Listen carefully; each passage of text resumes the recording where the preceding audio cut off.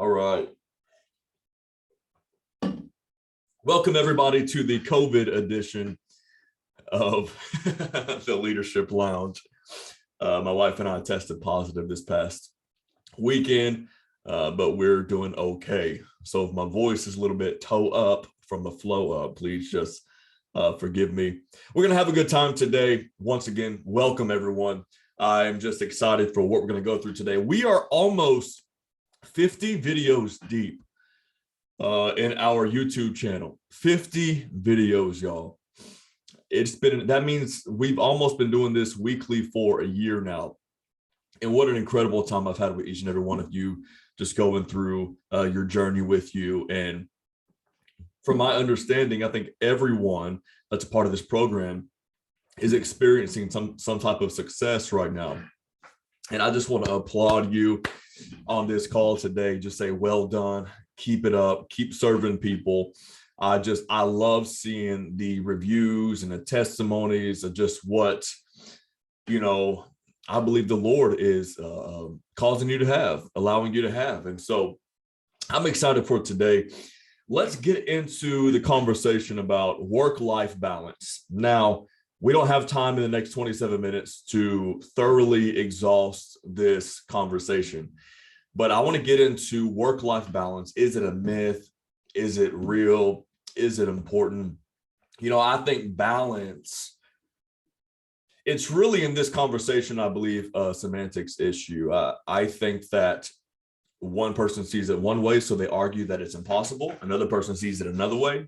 Kind of like how I talk about, we ought not to manage our time, but maximize. It's one and the same, really. If you manage it well, you are maximizing. You're being a good steward of your time. You're being a good steward of the ebb and flow between work and life. Okay. So I believe more in acknowledging the rhythm of the season. Every season is going to be vastly different. My season changed overnight when Dominion was born. My season just changed a few days ago when I transitioned out of one industry, stepping into another. But it's the rhythm of the season. And I cannot guilt trip myself because maybe I'm not out in the general public as much as I was, or face-to-face, or on, in this room or that room, because this season right now looks differently. This is a large part of my context, and then, of course, local businesses. But my season can change in a few weeks from now.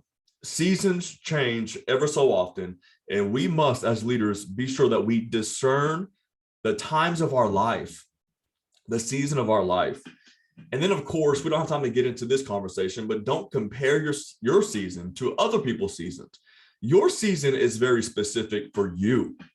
You have a very unique and distinct season that you must live in, endure, go through, not supersede, not expedite, but there's a process that we need to go through. And I believe that every transition of one season is promotion into the next. I want you to think about that for a minute, because some of us on this call today might have been discouraged from one transition to another. But I believe every transition in life, again, I'm a faith guy. I believe in Jesus is Lord. So I believe that the Lord has promoted us to a sense when we transition from one season to another. The way I sense it in my heart, in my soul, my spirit is the Lord says, you've passed the test. So that doesn't mean that people remaining in that season have not passed the test, because their test is different. It's not a classroom study. That's a good thought. It's not a classroom. Everybody's test is different. My test, my process, my season, the nuance in it, the distinctions in it, it looks vastly different from yours.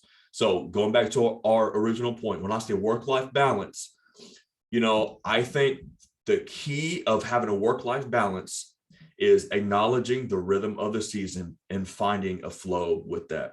Some people call it balance. Some people call it a rhythm. I vibe more with the word rhythm. I don't like thinking I have to balance and spin all these plates, because that makes me anxious to think about. I think more about rhythm. Okay. With today's models of work, I'm literally in my home office right now. We have a space downtown. We work here in downtown Shreveport. But if I'm not careful, those lines will be blurred all the more, because literally I go from my refrigerator, which I do a lot. Your boy likes to eat. And then I just walk like 5 feet over this way into my office. So the work from home model can really blur those lines. The hybrid model really blur those lines. And then of course, all of the incredible concepts that we get to work in today at an actual workplace. There are a lot of workplaces who provide lunch. There's a lunch stipend in the cafe that's on site. There's a coffee shop. There's a bar. There's this and that. There's after hours. There's happy hour, all in your workplace. So if we're not careful, work will become our lives. And of course, I think there are a few aims. And if I had a workplace, I would do some type of convenience factor like that as well. I think one of the aims, it's not all malicious, and they don't just want to own you necessarily all the time. Maybe some people, they will always want you on site, but it's to speed up time. It's to provide convenience. It's to provide perks and incentives for the employee. And so, and I really like that concept, but even in the midst of those, we need to be careful that we're not sun up to sundown every day on the job. We need a life outside of work. Now, there's that quote, that you'll never work a day in your life if you love what you do. And again, it's a semantics thing. It's a generalization. I don't completely believe in that, because I work hard and I love what I do. So it's not like it's counteractive here. It's not the opposite. It's not it's not yin and yang. But it takes being very aware of the two worlds becoming one. We don't live to work. Okay. We don't live to work. Now, we ought to work. I believe in work, but it should not overtake and overwhelm who we are. Okay. Our purpose is bigger than what we do for work. Okay. So today's models, it can get very blurry, and we just need to have awareness, and we need to have boundaries. Okay. Once again, know each season will mandate a different rhythm. You got to, get counsel, and you got to really lean into, okay, what's my rhythm in this season? But I'm going to give you 10 things today. If life could be just one big equation or process or formula, that would be so easy, right? And oftentimes I endeavor to live as so, but I'm going to give you 10 points today on just some things that help me have a work-life balance. Okay. And again, you don't have to despise what you do. You can, and I think that's what's tough, is you can love what you do and still burn out. You can love what you do, and the work that you put into what you do can still cause you to burn out. Ask me how I know. and many of you, I'm sure, that are going to watch this playback, you can probably relate. Okay, so number one, excuse me, manage your time well. This is something that has really helped me, because if I don't manage my time well throughout the day, I'm bringing work home, because I need to start and I need to finish. I can't just leave unfinished stuff laying around, So if we manage our time more efficiently and effectively, I believe that'll really help draw a line between so-called work and life. We might not need to work as long if we work better. We did a study some years ago on a staff I was a part of, and we tracked our time. We applied all of our tasks on this time app. And it was amazing how much time we spent, how long it took us to walk across the hallway, walk into the bathroom, walk out a minute later. It's just like that stuff, it adds up. How long we were taking for how much lunch adds up. Social media breaks or walkabouts, or these things just add up. Well, I'm spending way too much time on admin stuff when I need to be really focusing on the counseling side of things, or so I encourage you maybe to track your time if you really feel like your time is out of whack, it at least allows you to have the awareness of where your time is going. Maybe to give you some time back, which, by the way, if you have a business on here, that's an incredible selling point to your clients, is give them time back. Okay. But maybe you need to invest in some type of software or tech to give you time back. Your time is the most valuable asset that you have. Sometimes it's going to take that upfront investment, but it pays you back exponentially in the long run. Maybe invest in some tech, some of those systems. Maybe it's you hiring an employee. And I know that this doesn't translate to everybody, but just go with me. Maybe it's hiring an employee. Maybe it's staying off, social media. Those 12 minutes, 8 times a day. I mean, that's what, an hour and a half. I could have butchered that, but that's an hour and a half that now you're going to feel this pressure when you get home. You're now going to be working when you ought to be doing things that unplug you, that rest you, and spending time with those who you love, whether it's a social life or family, or, maybe you have pets at home. And you need to spend time with you. I told my wife the other day, I said, hey, I'm going to go for a little drive. I just needed to clear my head a little bit. And I told her, I said, hey, I'm not leaving the house to leave you.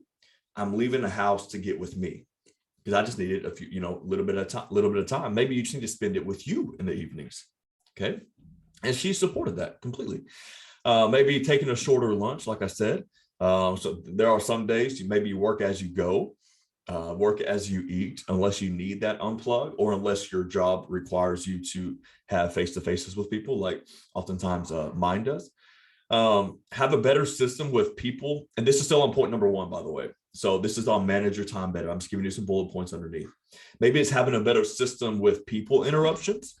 Maybe you have an office that's really visible, but maybe you can work out some type of sign system on your door, have a curtain that covers the glass, or not sure if that can translate into your arena. What I just did, I just had to transfer over to a different computer. And so I went up and turned the iMessage, little sound effect off, because I can't stand all these notifications. And we've talked a lot in the past about, time management and boundaries and all this stuff. So I encourage you to go back and look at prior videos, which will make sure that I know that you are back in to the call today. So I'm going to make sure that I get you the link as well. Maybe you need to silence your phone, and just make sure that we do whatever it takes. That's what we need to do to focus. Okay. So manage your time well, maximize it, manage it more efficiently. We might not need to work as long if we work better. Okay. That's number 1. Number 2, schedule debrief time. Okay. Schedule debrief time. What I mean is that what I used to do when I would go into the office, or whenever I do go over to the office, I don't come straight home having gotten off my last call in the driveway, walking straight in to, my family, and I'm still wearing work for the day.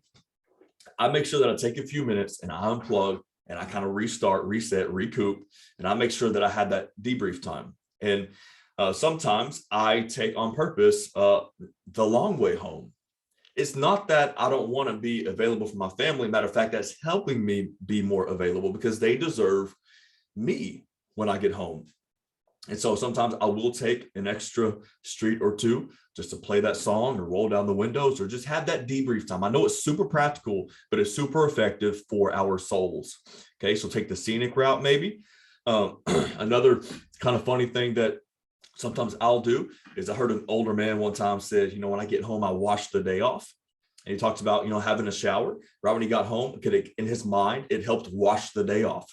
And then he goes to it. And so I've done those things before, and they've been effective. So schedule debrief time, just plan ahead. It's something that's at least helped me. Maybe you can go from one thing to another, and sometimes I just, I can't. Okay. Number 3, have a full rest day. Have a full rest day from work. Rest is about doing things you don't have to do. Okay. So have a full rest day. Recreation, recreation, turning back to creation. That doesn't necessarily mean you have to get outside, although that's really effective and good for our souls. My doctor actually prescribed me nature the other day. She goes, I prescribe you, 5 grams of nature a day. But have a full rest day. Just do something you enjoy. Hey, bro, that is so hard. Absolutely. Man, that is so hard, especially when you're so passionate about what you do. And then when you have multiple grinds going on at the same time and clients that need to be responded to, man, it's tough. But that's why one of the things that's helped me with that is setting those boundaries pretty early up front. Hey, I'm just off this day and I'm with my family, and you don't owe them an explanation necessarily, but I completely understand how that's tough. Okay, so number 3, have a full rest day. Your hardworking mind deserves it. We were not built to go that intensely. Okay, not all the time. Every engine needs a pause. If you just rev it all the time, that engine is not going to last long. Okay, this will lead to burnout. We talked about burnout before on a prior video. Okay, number 4, let's get through these. Prioritize your social life. One of the things that I do with my clients is I assign them to have at least an hour a week of social life. Okay, prioritize your social life. Relationships make life richer. We're built to be connected with one another. We all need a social life. We all need friends. We all need to get out there. Okay. Especially if we're trying to get married. Hello. Let's get out there. Just show yourself. Oh my gosh. Prioritize your social life. Number 5, pursue a hobby. Pursue a hobby. This will allow your mind to something popped up on this. I got to fix this computer. To unplug and focus in on something else that it can find rest in. You need to unplug from one to plug into another every now and then. So this is why a hobby is important. And there aren't really any rules on what the hobby is. You could bird watch, you can knit, you can play an instrument, you can get into a show. I mean, it's whatever that gives your soul, your mind rest. Okay, so pursue a hobby. This allows you to have certain goals and accomplishments that don't pertain to work or a needed paycheck. I'm going to say that again because that's important. This will allow you to have new non-work related goals that don't associate with a paycheck. So, for example, if my hobby is to play guitar, I have goals on getting better at guitar, but the guitar is not what pays me. The guitar is not what I have to do, but it allows me to have other goals that disconnect me from work. So my focus, my mind, there's a science behind all this. My mind goes really deep in a completely different thought than what work would pull me. Let me see what you said here, because I feel like it's funny. What's mine? That's a great man. So I like to drive. Driving is kind of my thing. I don't like to drive when I have to, like on trips or like a long drive to the office, or like I don't like road trips anymore. But I drive around when I need to clear my head and just think. Of course, I enjoy going to the gym. I like going to coffee shops and just like sitting there in silence. My hobbies are kind of weird. I'm not like I would skydive, but I'm not like one of those who I'm just like, I have to have adrenaline. My stuff's typically just a little bit more chill and restful and a little space in my mind, not so busy. That's what works for me. So those are a few things. And of course, I'm a musician. And so I've gotten back into that recently. I've been writing some songs recently.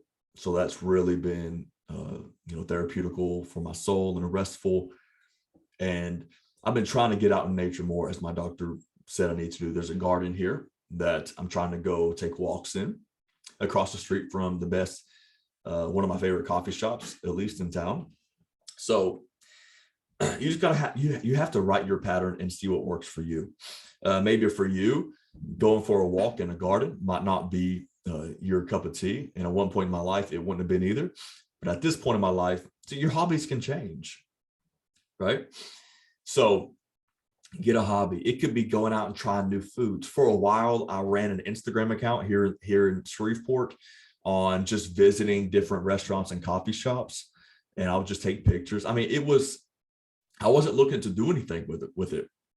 I just enjoyed it. I would go and get stories and stuff, and I kind of switch up hobbies every now and then. But okay, so I hope that provokes your thoughts there. Okay, number 6. Now, I'm not necessarily saying that this is for everybody, although I have my personal opinions. But one thing that has helped me have a work-life balance is I got a therapist. So get a therapist if needed. I believe in good therapy and in good counseling.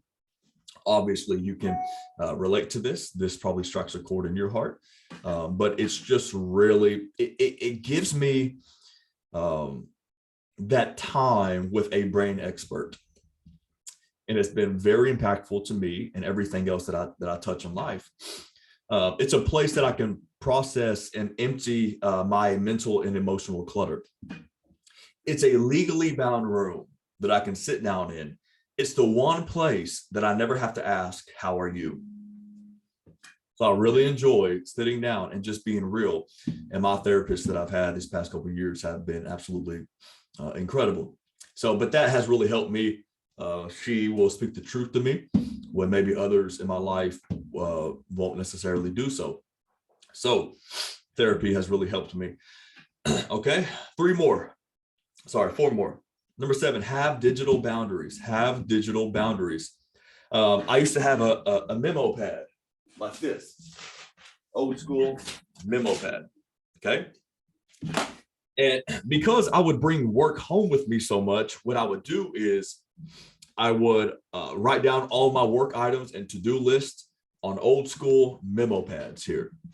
But I would leave it on my work desk because I knew in that season that if I had it in a notepad on my phone, it went with me everywhere. I had to go physical when it came to a calendar. I mean, I had to switch up because my work and life rhythm, my flow was getting really, really cluttered. And they were becoming one. And I would work sun up to sundown. That's all I thought about was work. Even if the work was good and it was, a good endeavor, I was stuck working. It became who I was. And so I had to make myself have some digital boundaries. So number 7, have digital boundaries. Don't always be plugged in and accessible. I like the new features on the iPhone. You can turn on, you can turn on different do not disturbs depending on what you're doing. Turn off notifications when you need to, but D&D goes a long way. Do not disturb. If your cell phone is your business phone, I encourage you to consider a different type of program on your phone that gives you a different number that can turn off and be deactivated at certain times and just take messages. I use an app called VoxOx, VOXOX. I really enjoyed it. It's my work number, but of course it goes straight to my assistant's phone. It's forwarded there. And I can check all the messages. I can text through it. It's just incredible. No, they're not paying me to do this, but I just enjoy VoxOx. But I encourage you to have some type of boundary like that as well. That gives you a different number for work, if you need to, of course. Okay. Now, if you're like someone like a pastor, I wouldn't necessarily do that. I didn't when I, been in ministry this past 12 or, so years, and I've never gotten a different number like that. But you do want to have a little bit of boundaries on who you give your number to. That's a different conversation. Okay. Number 8. More speaking of if you're like a business owner, etc. Okay. Number 8, say no. Say no to others and yourself. Okay. Say no to others and yourself. This was a hard one for me to get through. And I still at times struggle with it because I want to just help. So I say yes a lot, and it's at the consistent inconvenience of my own well-being and my family and things that I love. So say no to yourself and others. In other words, I would have a start time at the beginning of the day, AM start and PM finish, a hard bookend. Okay. Because if you're like me, sometimes I'll wake up, check my email, I'll start responding to my emails, I do all that. I go straight into it. Or what I used to do, and sometimes to this day I struggle with, is I wake up with one aim in mind: eat breakfast, get ready, go to work. I'm waking up to go to work. Now, how much richer would our lives be if we didn't wake up to go to work? What if we had a life in the morning? Now, I know that's mind-blowing to some of us, and it's hard to actually do. But what if we had, instead of having only evenings, what if we had mornings as well? Getting up, going to the gym, taking your time. My buddy said one time, getting ready slowly. Getting ready slowly. Don't just wake up to go to work. Wake up, have a morning, have a life outside of work. Don't just live for the evenings and for Saturday and Sunday. And for you pastors watching this, you work Sundays. It's a Sunday. It's a work day. Okay, so say no to yourself and to others. Okay, I told myself a little bit ago that I need to put some respect on my time. I don't know how you need to talk to yourself. That's what I told myself. I said, put some respect on your time, Tyler, because you deserve it. And you'll get to everything that you need to get to. Okay, so say no to others. Have a start and have a finish. Okay, turn it off. Okay, speaking of myself too, it's really tough for me. Number 9. Okay, so this is kind of piggybacking on number 8, but wake up earlier. Okay, if you don't have a morning outside of work, wake up earlier. Okay, bookend your day with what gives you life. Maybe it's just simply drinking coffee or tea in the mornings and reading something, or journaling, or thinking, or watching the sunrise, or you want to have a little bit of movement in the morning and stretching and like physical stretching. But so just wake up early, have a life outside of work. Okay. Excuse me. Ooh, this COVID stuff. Play. Number 10, last but not least, set personal goals. Okay. Not just work goals. Have personal goals. The better you are, the more fulfilled you are, the more effective and fulfilled you're going to be at work. Don't just have professional goals. Have work or have personal goals. That's so important. Serve yourselves too. Don't neglect or negate you in the equation of your pursuit of success. Okay? Because somebody said one time, you don't want to climb the ladder of success that when you get to the top, you realize you're on the wrong wall.